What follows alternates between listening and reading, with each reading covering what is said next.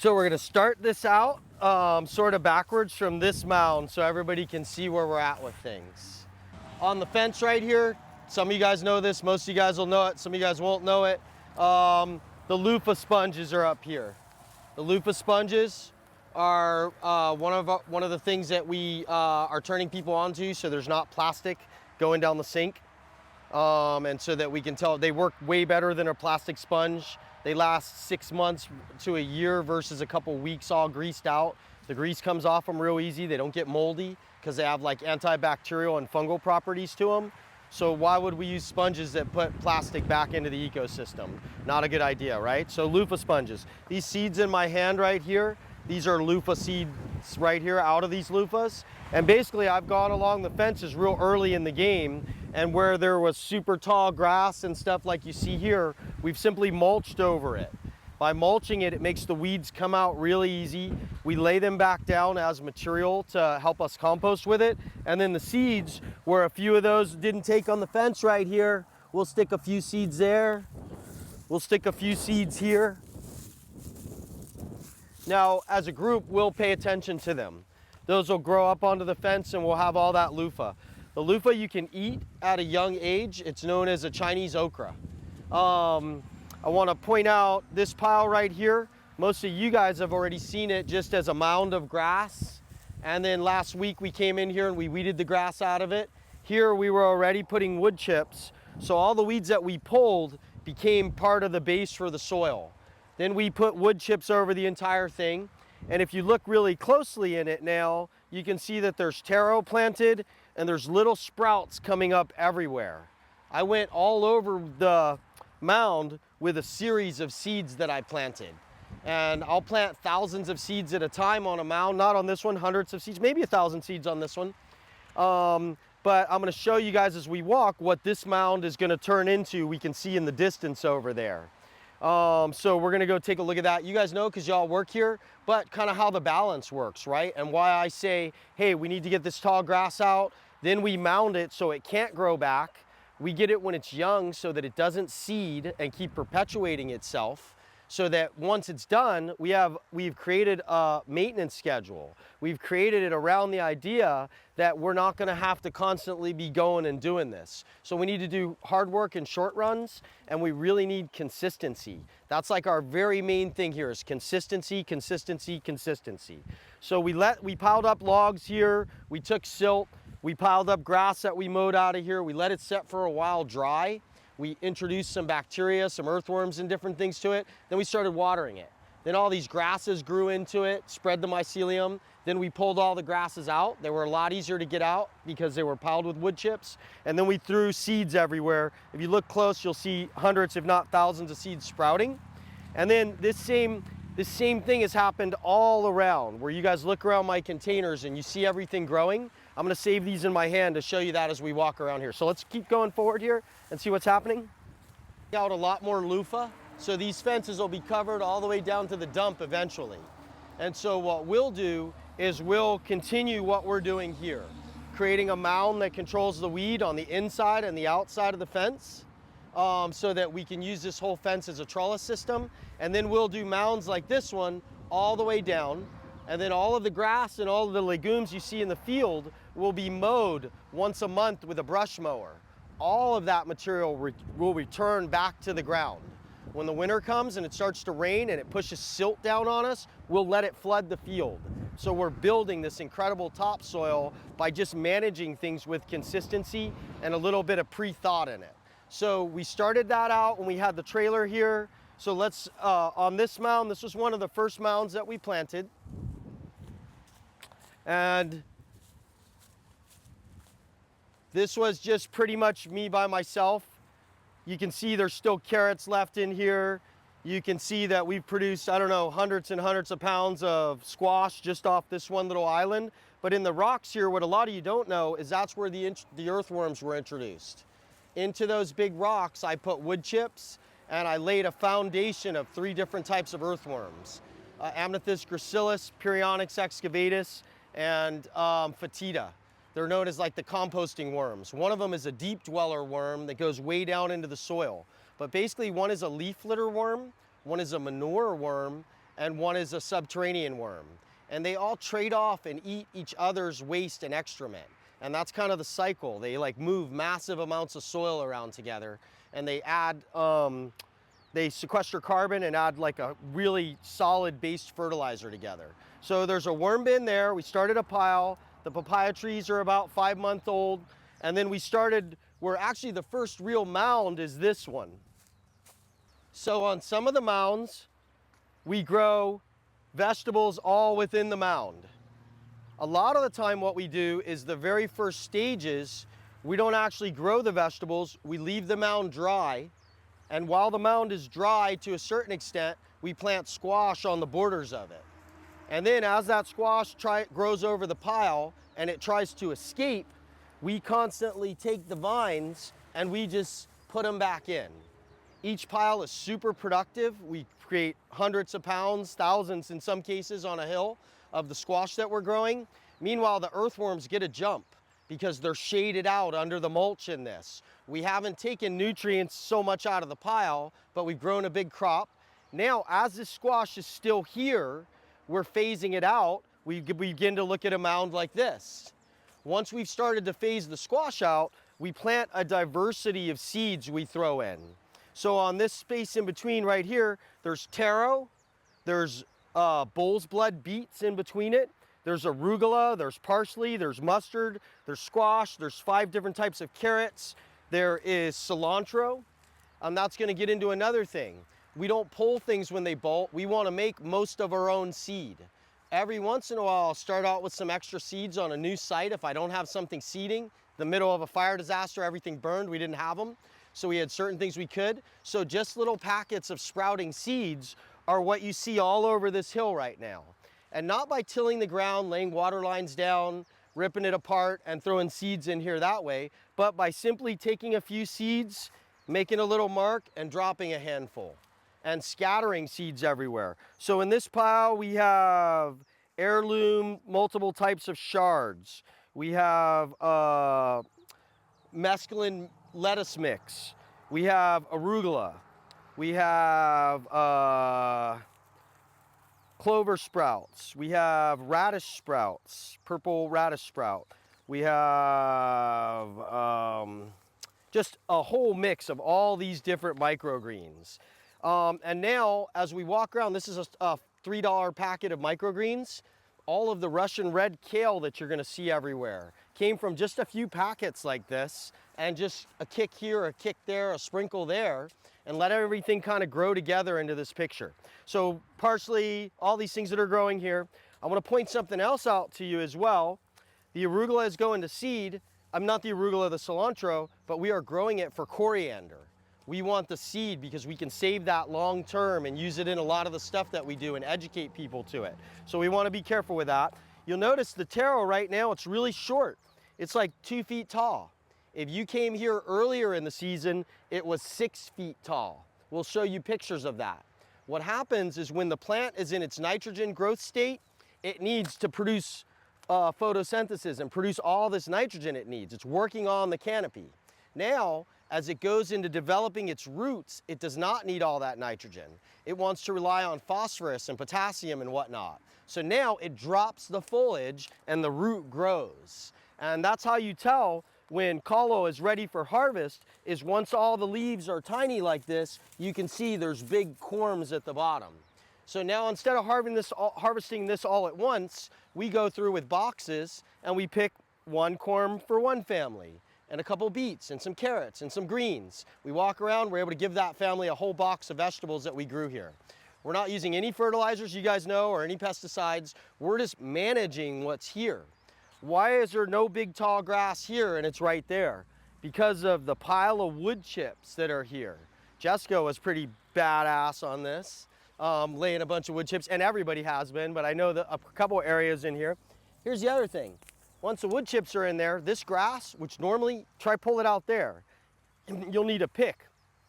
But as soon as it goes into the wood chips, it stops searching for food with its tap roots, puts out lateral, and the lateral roots, this thing that would be super hard to come out, now it just comes out like pretty much like butter. No big root system on it anywhere. So it makes it easy. and it becomes part of the solution instead of the problem. So now we've been spreading our microgreens. You can see some, this is an older hill here. You can see a bunch of different views of this. So let's keep walking over here. We could show you in front of the containers. Jackson, you might want to take a couple shots of that separate and just fade them through there. And when we're talking about these packets that are in my hand right here, this is what you see next to you all around here. And this is a hard packed gravel with a little bit of silt that comes in on the floods. So the way to hold that silt to the ground and to establish the places that I want to put islands and that I want to grow things is to start out by throwing carrots, cilantro, beets, celery, mustard, beans, legumes, and start getting roots in the ground. And then watching, what's the easiest way for me to mow around that? Where's the nicest place for a pile that will get windbreak by another pile? This all gets bananas in it that'll give this a certain amount of windbreak. And then a breadfruit tree right here. Right here in the next month, there'll probably be 20 or 30 papaya trees right here.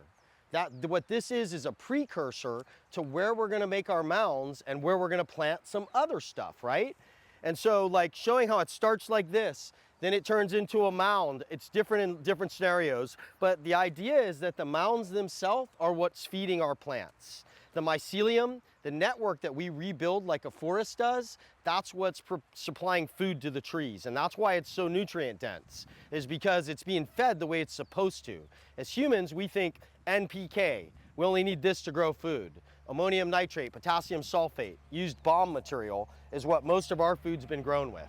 Because they've tilled it so much, back in the late 1800s, Nobel realized that they could pull nitrogen from the atmosphere in a sense, or ammonium nitrate with chemicals that they created, and that was used for bombs, but also it mimics nitrogen in plants. So you can grow food with chemicals and stuff, but what you cannot grow is soil. So for the last 100 years plus, our soil has just been going down. People have traded the land for money. They only look at it as an economical equation. We need to look at it as the future. What are we building here? What's gonna be here? Every time Eddie says, oh, don't step on that plant, let's think, oh yeah, because there's a bigger picture here, what's gonna be created. And we're started out with these 3 small little islands that we have right here. Like I said, we'll probably do over 60,000 pounds of food off what we have right now.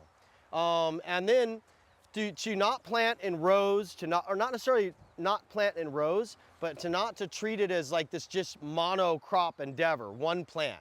All you do with that is displace. Plants feed each other. One drops leaves, the earthworm eats it. A bird likes that berry, so he comes there and takes a poop. You know what I mean? And all those things together, that's what builds a healthy network, soil web underground. We don't want to be killing the insects, even the ones that eat from us. For instance, on some of my plants, I'll show you Japanese beetle. We let them eat the leaves they eat. We don't pick the other leaf, and we have plenty for us and plenty for them. And all the stuff they drop becomes fertilizer for the underlayer.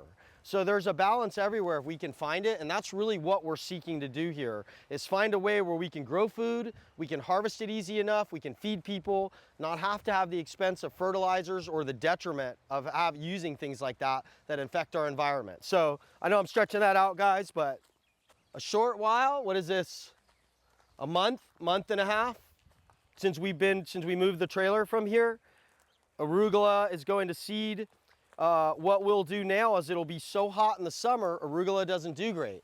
So we'll let all of our seed pods come up, we'll clip those, we'll put them in our drying room, and we'll save those. Come August, September, as soon as things have cooled down enough, boom, we'll do the same thing. And we'll be creating more pods and piles, but we'll be perpetuating all the seed that we created, and also it'll be more naturalized to the area. And next year, it'll be more drought resistant and more acclimatized to what's actually happening with it. So in here, you see mustard, you see chard, tons of carrots. Some of the carrots we'll harvest. Some of them are on a hard pan. They'll make a root that's much shorter. Some of them we'll leave right in the ground. Why will we leave them in the ground? Because plants produce tubers for food for later on, so that when they die out, they've created food for themselves for later. So in the same sense, if we have some things we harvest and some things we need to actually feed the ground with, not just legumes, but doing it how nature does it. A lot of the times in nature, carrots would grow and die and grow and die and grow and die and grow and die. And then that land would be so built up then a tree seed would fall there and have all those nutrients that were built up over time. So that's the same thing we're trying to create here, is that sort of a balance. There's sunflower, there's all kinds of stuff. So let's walk onto the mound over here where we're all working together. Let's not sell this grass short, because this grass, especially if it's not spreading seed on us and it's cut down before it seeds, this is the enemy to you guys. When you guys see this and you see grass anywhere around here that's seeding, just come chop the top off it. You've given us another week to deal with it till you can get to it by the root. And in this sting, this will come out fairly easy with a sickle. Most guys would attack this with a pick, but we show you guys ways that we can just grab it with a sickle and make light work of this. And then it'll become part of the pile. So this mound here, Jackson, this is a great shot right here of just so much stuff that's in here. This started out with, like I say, seed packets. There's 10 different types of carrots, 5 different types of beets. There's ginger that you can see poking up everywhere. The carrots that you see on the ground there, that was all beans before. We planted beans, and once those beans were getting through their cycle, I threw carrot seeds and I sprinkled other seeds. And then what happens is by the time the beans, we pull them out that didn't take any nitrogen or much from there because they're a legume, the carrots sprouted underneath them but were protected from the chickens, the sun, the pigs, and everything else that's always ravaging us. So right now we have a lot of arugula in here. This arugula won't last too long.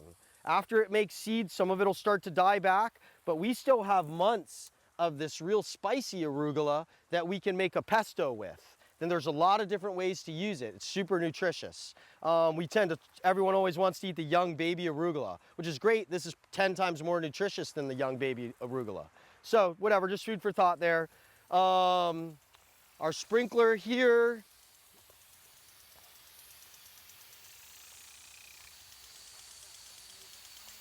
Huh? It's almost time to move that one. Yeah. This is what we want to see. We want to see right now where you see bare dirt on the mounds.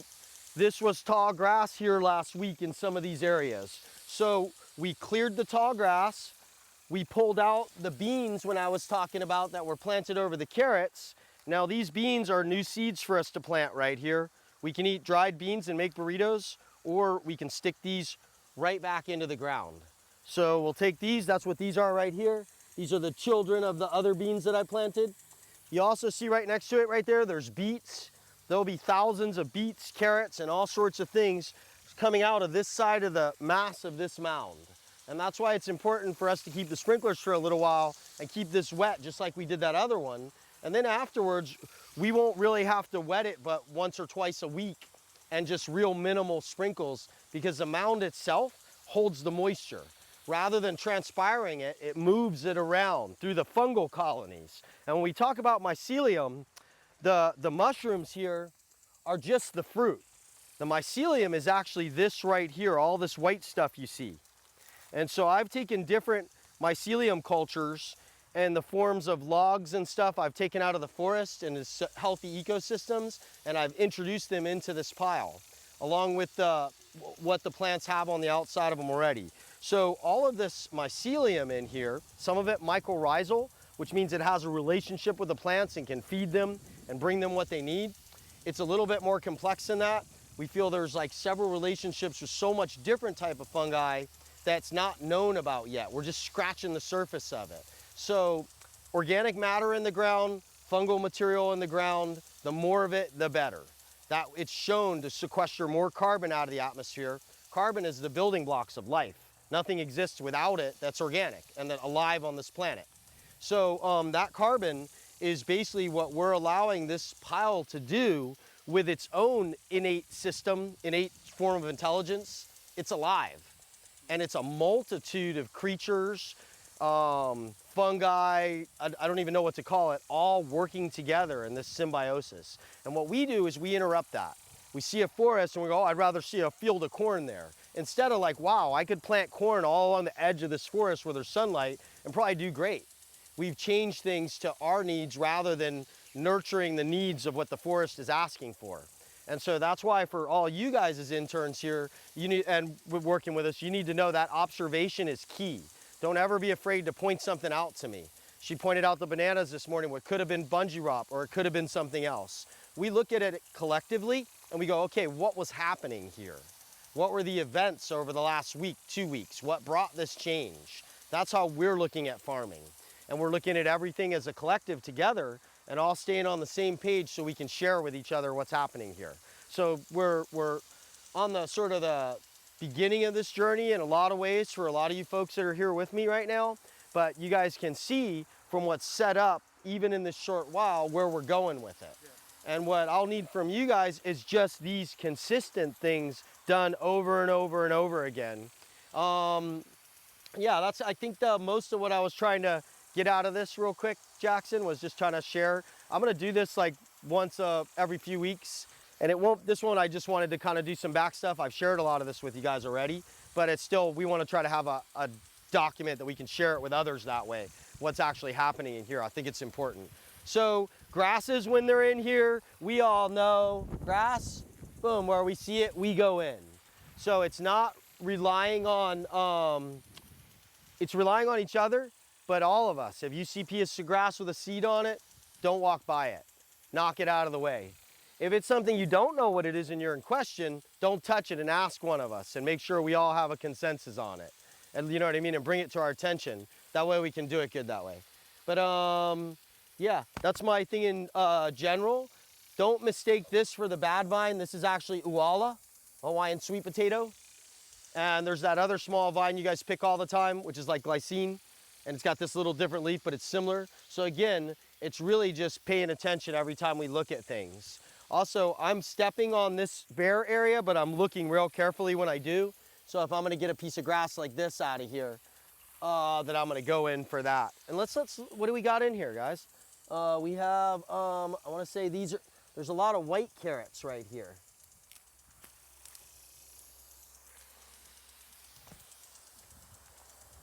White carrots instead of orange carrots. Super nutritious and delicious.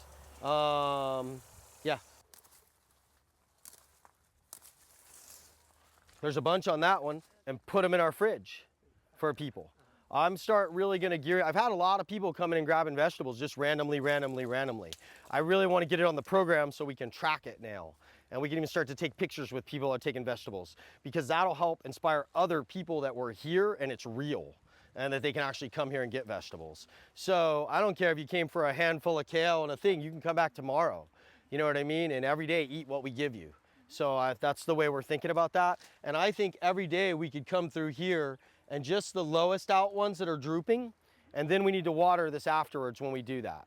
It's best to do this really early in the morning when you first get here, not in the middle of the day. So if we have an afternoon crew here in the 4 o'clock range or whatever, or if it's tomorrow early in the morning is fine. And the way we want to soak this pile is with that green sprayer, right on these. Like put it up there where it's getting a bunch of this and just directly on this pile. So we're not beating the leaves with the sprinkler on it, because it'll create a fungus on these coming up real soon. So anything that you guys see that's touching the ground like this, now we've thinned out of the mass of the trees. Now what we're doing is like, and then you can look at your pile in your hand and go, oh, are any of those too yellow to eat? Maybe that one's got a little bit of yellow. And people are gonna be a little bit, we gotta train them. Who cares if the caterpillars ate some holes out of it? This is still awesome, nutritious greens. We gotta train people so that they know that this is still really good food and it doesn't have to be all barbied up. Yeah, or barbecued up, not barbied up. Would you really want to eat something a bug isn't willing to eat? I agree. I'm like, I look at drinking water the same way. Everybody's drinking water with chlorine. Yeah. I put a guppy in my cup and he dies instantly. I ain't drinking that. I'm like, what, 75% water? People wonder why I don't drink. I drink water from the stream. I put it through a filter. I drink water that I know is good, that doesn't have chlorine in it. I don't think that's a good thing for us to be taking into our system. So yeah, just like that, the same thing. I'm putting you in charge of those again right there too as well. You could just take that home and eat that for yourself, right? Really like yeah. That touch Huh? the ground or almost touch the ground, they can. That's right. And then what do we got? The next, we watered it good. And the next day, few days, they're good. A couple days later, it's put new things on top. A little of those have dropped lower. Boom, let's feed people with them. And instead of in the industry where they just pull the whole plant, we can keep harvesting for weeks and months doing it. It's gonna get hot quick and we can see the cabbage moth coming in, but that's what we'll do, and we'll just keep giving it that way. Because in a box, couple carrots, couple of those, a papaya, a mango, that's a pretty good score to come get for free. Yeah. and know that we all put all of our love into it, you know what I mean, and all of our sweat and everything to share with our community. Yeah, so that's it in a nutshell. Let me point something else out here. Whenever you see beans like this, it means they have lacewing aphid underneath them. You see that? You guys, I want you guys to start paying attention to this. If you see this on my plants, you need to start looking underneath the leaves. Those right now, what you want to do with those is not disturb them at all. Come over here with a bucket of soapy water and grab all these real carefully because they fly, and put them in a bucket of soapy water. Don't worry about the little bit, because every one of those will make hundreds more. And that's where they're at. And part of the reason, the diversity, is when I have beans that don't need nitrogen, they're already old, they're weak, they're dying, what are they gonna attack? Those. What are they on to next? Anything else. So this is the way we manage quite a bit of our pests, is we have plants that they're gonna have, let them have it to a certain extent, let them build their numbers out, and then come in here with a bucket of water and one time, put it in the water. They can't fly, they're done for. You've got all their cycles, and then it's about just paying attention to what's around you. So that's a sign. Anytime you guys see yellow on the top of the leaf, it's gonna be aphid, lacewing aphid, spider mite. There's a whole myriad of things that give us our pests here. The other thing I want you guys to pay attention to is if you ever see ants on a plant. I'm gonna show you guys where. Let's just take a little walk across here because this is probably a good one to get. Earlier, I was talking about that if you water something too hard, the sprinkler will create fungus on it. And what's been happening here is the sprinkler that's been going here has been hitting the sun hemp so hard, and along with the deficiency it has going on, everybody come take a close look at this plant and just look at it and tell me what's happening here. If you guys see what's happening on this plant, if you look, what your observations are. Right off the bat, tell me what's happening on it. Look at the whole plant and point out anything you see on it to me that'll throw you off or maybe be obvious. Everybody come take a look. Like, and anything, there's nothing that's wrong, you can tell me. What do you see that's affecting this plant in some way? It has like, yeah, the Fungus on it? yeah, the fungus or powdery mildew. Turn the leaf over. Did you look on the bottom? You see anything crawling on there? Yeah. So those are called mealybugs. I want to point something else that's real obvious out that everyone is probably missing or did not pay attention to. If you look right here, it was right in front of me a second ago, there are stink bug population covering this whole thing, killing it. So that is a baby. This is one of the, these are the juvenile stages right here. So you have to learn them. When it's young, it doesn't look like a stink bug at all. You see it? Yeah. That's a juvenile stage. It goes from this little black thing and real small, it'll be all over them. And then it'll go to another stage, which you just saw a second ago, up there on it, right? That's the second stage that you can see right there in my hand, where it's starting to get a shell on it. Now it can produce a smell like a skunk. It's a stink bug. It'll squirt you when you try to pick it up. In fact, my hand smells like it right now. But now, look guys, here's the stage right here. Nobody touch it, but get the camera up on this. These are the adults. And Johan, grab those. Grab them both. Ruining their day. Wait, now smell your hand. Oh yeah. Smell his hand, guys. They're called stink bugs. So they squirt you, let her smell your hand. It's bad. No, they flew off. Okay, you can smell it in the air now. So that's how those guys protect themselves, right, as a stink bug. But let me show you what's really going on with this plant. There's a lot more than you guys see what happens here. One, we have the fungus because it's being attacked by the mealybug underneath it. And you can see that there's little fungal material. It also has what's called powdery mildew. That powdery mildew is from in the heat of the sun, it getting a sprinkler beating on it and ripping these little holes through the leaves because it also has other things going on. Now, here's what we're really gonna look at. Let's bend it over like this and let's look down at the bottom here. If you look close, guys, what do you see right here? Red ants, biting red ants. And if you look at the bottom here, you see another type of leaf hopper. You see it right here? There's brown ones and there's green ones. Watch it, I've seen it jump. Yeah. It's called a leaf hopper. These have a symbiosis with this red ant. You see them all attacking my sickle? They're attacking my sickle because these guys are protecting the leafhopper down here. They're bringing it in and out of the ground in its larval stages. The leafhoppers are sucking sugars from the plant.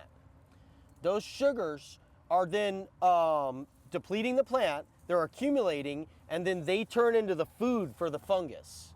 Now the other creatures, the stink bug, is also sucking juices out of the thing, but it's also feeding on the fungus and creating it and bringing it up the plant.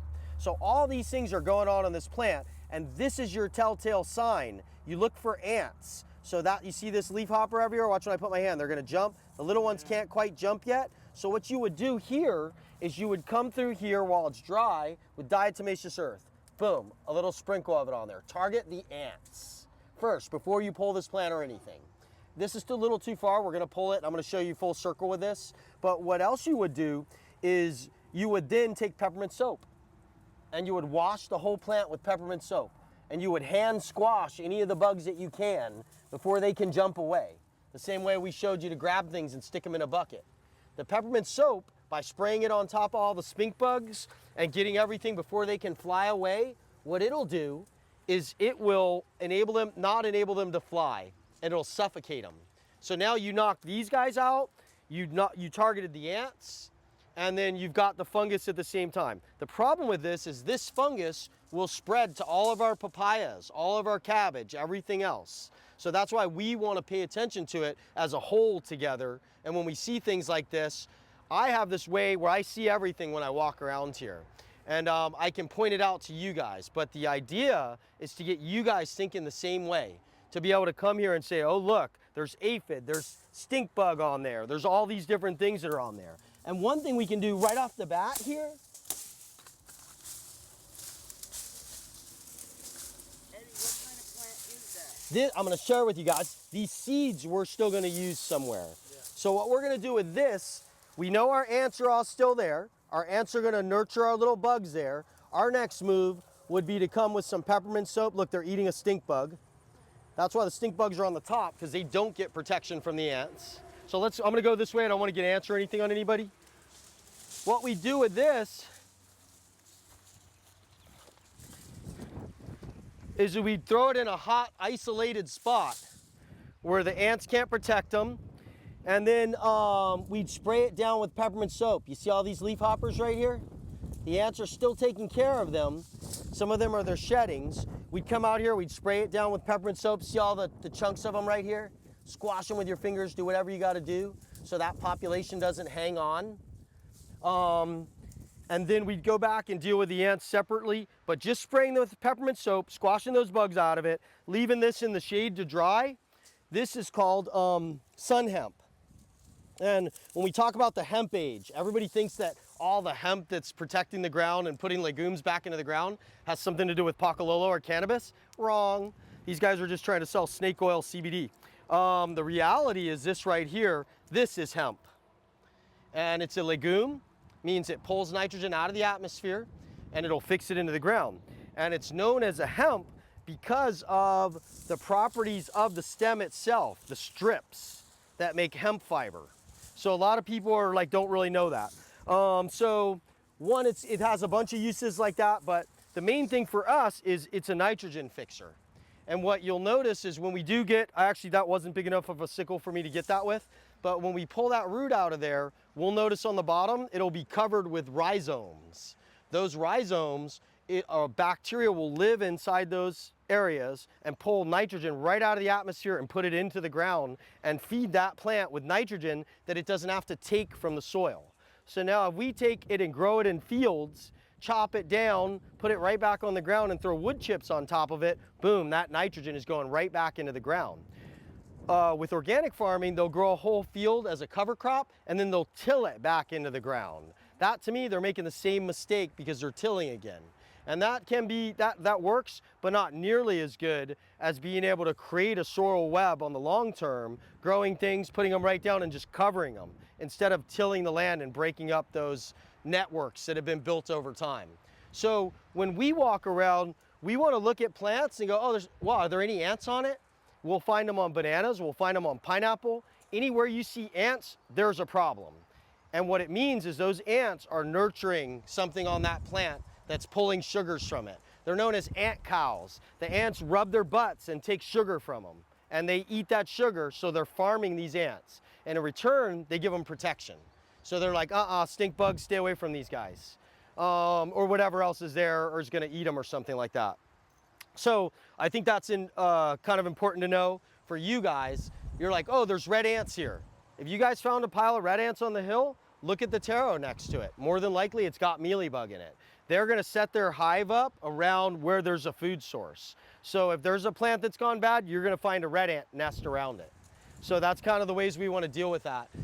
If we flood the hive out, get rid of the ants, go through the process of getting rid of it, spray some peppermint soap, kill a bunch of the ants that are there, and manage those hives and make them move on to a different spot, then that's the balance that we're finding for it, is like actually targeting the problem rather than just putting a Band-Aid on it. So, and the way you guys recognize that is looking for the ants.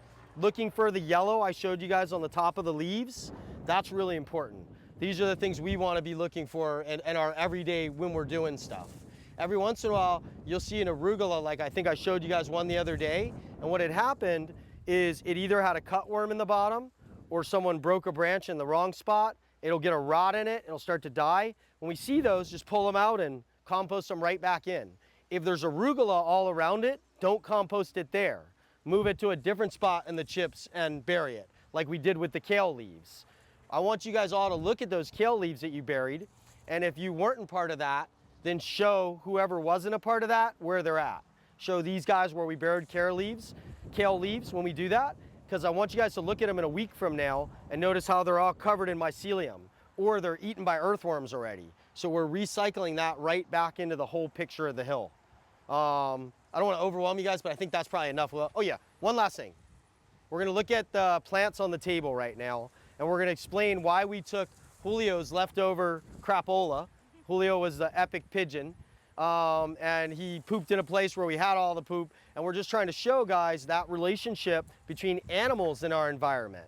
If there's a bird that sits in that tree and nests in there every night, why is that the strongest, healthiest mango tree? Two reasons. One, because the flies pollinate the mango tree, and they like the poop from that bird there, but also that bird poop is so high in nitrogen, potassium, and phosphorus, you're creating the food for that tree by that give and take. I'm eating the fruits and I'm leaving the poop. Basically, you know what I mean? So if we're thinking that way, let's look at what's on our table here. We had a lot of things on our table that we're just holding. We want to be able to plant them. So we've been doing very minimal fertilizing. We don't want them to grow too big right away in our pots because we're in a disaster situation and we don't have all the spots for them to go into yet. So we'll transplant them slowly but surely. We'll give them low amounts of nitrogen. But now, as I told these guys, everything's brown on the table. Let's just take that leftover pigeon crap and put some water to it, dilute it, 20-to-1, whatever, 2 buckets, and then pour a cup in each one of these plants. And if we go over that table, you're gonna see plants that were completely bone dry brown yesterday. In one day, instantaneous, they've all gotten the same amount of water. You can see the green back in the plants again from them receiving that nitrogen and actually being able to get that. So I just wanna point that out as an example to all of us as a group here. Look at this right here real quick. The silt. Where you guys saw all the greens that are on the other side of the containers and we're showing you food everywhere, we're gonna throw seeds in these cracks. We're just gonna throw seeds in this and start watering it. Next thing you know, this will be an abundance of arugula, kale, whatever we wanna grow right here. This is gravel underneath it, and it's got a few inches of this silt. We talked about this earlier. This is all stuff that's killing our reef. And so for me, I'm constantly trying to show folks, because of bad forestation, deforestation, and all the stuff that's not done up there, we need to make sound strategies down here when we farm. How do we help repair with what we're doing? How do we always play a part? So there's these 2 man-made ditches here. They were just letting all the silt from their construction and everything and deforestation run straight into the ocean. It covers our reefs and it completely smothers them. That's what's killing our reef systems in a major way. This is also what's winding up in our atmosphere. This is probably 30% carbon in our atmosphere. Why? Because it doesn't have roots holding it together, pushing carbohydrates into it. It's winding up in the sky through dust, through winding up in the ocean in a lot of different ways. So what we're doing is we're taking this silt, we're taking the invasive trees, we're chopping them up, we're putting the silt and the invasive trees together, we're throwing some earthworms, we're throwing some mycelium, we're throwing some seeds, and that's how Mother Nature does it. So this, which is a problem, we're turning into the solution. It's our mineral-based, natural, you know what I mean, something we're keeping out of a bad spot, and that's the situation here. So we will literally, while it's dry, throw our seeds in it while it's all cracked up, then we'll throw wood chips right over the seeds, and then we'll start watering it. And you guys are all gonna take that journey with me, because we're all gonna do that. What we'll do on these containers is the grass will move out a little further. We'll get all this grass, we'll throw it in the middle. This whole field that has all this silt on it and the gravel, this will be a beautiful grass mowed field that we can turn into islands all over it. And then when the silt comes, that grass will hold the silt. By years from now, this thing might be this high from managing the floods out and putting the water back in the water table and the silt on the land rather than in the ocean. So I think this is a great example of what we're doing with this site. When we did this site, we didn't compact the land. We scraped a very low level of organic material and silt, and we put it in the mounds so that because it doesn't have the compaction, this land will actually be a forest in the next few years. We didn't compromise our agricultural land to do this humanitarian effort, whatever you want to call it. And most folks would come in with their machines, lay it down, put diesel, put whatever, and not really think it out for the future. We have to use our agricultural lands to house people in what we're doing right now, but why should we compromise it? So again, here, let's check this out over here. So this is vetiver grass, if everybody doesn't know what it is. Vetiver grass has a 20-foot long root system. It's like a telephone pole. It's vertical, not horizontal. These guys have the ability to pull minerals from far deep in the ground where nothing else would touch it and bring it to the surface in the form of organic material. We then cut that and mulch with it. Super mineral-rich organic material, sequestering carbon right there. These have a couple little mealybug on them. So, but what's been happening with these is they've been in a pot where they're completely root-bound. We know that already. Doesn't really matter to me because I know where these are going. These are going to go in the ground, and I wanted compact root systems. They'll take off instantly. But what they didn't have is they were totally dry. They were running out of food, and they wouldn't create any more growth. That's why we could keep them in this small pot. We're getting ready to go plant them in the ground, so I pointed out to folks that, look, we have the pigeon crop. Yesterday, this all was completely brown. I think all you guys have been watering have been watching these. And just because there was a cup of pigeon crap and water poured on here, that gave it the nitrogen it needed, and we're actually feeding it. If you look at our ulu trees behind us, the same thing. They're all in small pots. Everybody's been noticing that they're yellow. I've been pointing it out to guys and saying, yeah, we know that, we know that. We're gonna give them a little bit of food, but rather than going to buy fertilizer or anything, we're gonna go to our chicken pen. We're gonna grab a handful of chicken poop. We're gonna put it in a bucket and mix it up, and we're just gonna water our plants with that. Everything's right within the circle, and then they get the nitrogen they need. All green growth is nitrogen. So that's just for people to keep into effect. And that's like when we compost something really green, like green chopped grass and wood chips, will get the pile really hot. It's the nitrogen that creates the heat and the chemical effect of what they call thermophilic composting. That's where that word thermo comes from, because it gets up to 160 degrees. So just food for thought with that. What we're practicing over here is more cold composting. We're getting creatures to eat it down. We're not allowing it to get hot. We're doing a different system that the mycelium is grabbing it and spoon feeding it to the plants, and that the worms and other guys are eating it and turning it into like more of a globulin-based fertilizer that it can rain and rain and rain and it ain't going anywhere. Regular thermophilic composting, you can add that to the soil. With heavy rain, it just leaches right out. So you want this whole combo of fungal and creatures eating it, the micro and the macro, around what I call cold composting. And that's what you guys are all a part of. That's different than most of the farming that you see all around you. So that's kind of why there's a learning curve and things are a little bit different than you normally see them. Look over there, Jackson, look behind you over there. You see next to that crate? Nothing but that silt. There's no nitrogen there. How can those plants possibly be that green? That pile over there, that pile has a ton of nitrogen because there's a web of mycelium that's going all the way to there underneath that container. The mycelium's super strong because it's in the shade. That's what's feeding those plants, is that mycelium web that's able to extract what the plants need and give it to them. While this thing on the table has no ability to extract that from anywhere because it's on a table, we have to come give it stuff. Now let's think as the monocrop, the giant farmer, the same way. You got this big field of corn, but essentially it's on the table because it's not within a system that has mounds and mycelium and a web underneath the ground as well that supports it. So I come back to that same thing I like to say, do we have to feed a forest? We don't have to feed a forest. It feeds itself. It takes care of itself, not only through the relationship with the plants, but the animals that live there are a huge part of that relationship. From bats to birds to Japanese beetle to even stink bugs. They all leave something behind as they take something else out. So, okay, now it's a wrap. Okay, cool. Hope that helps.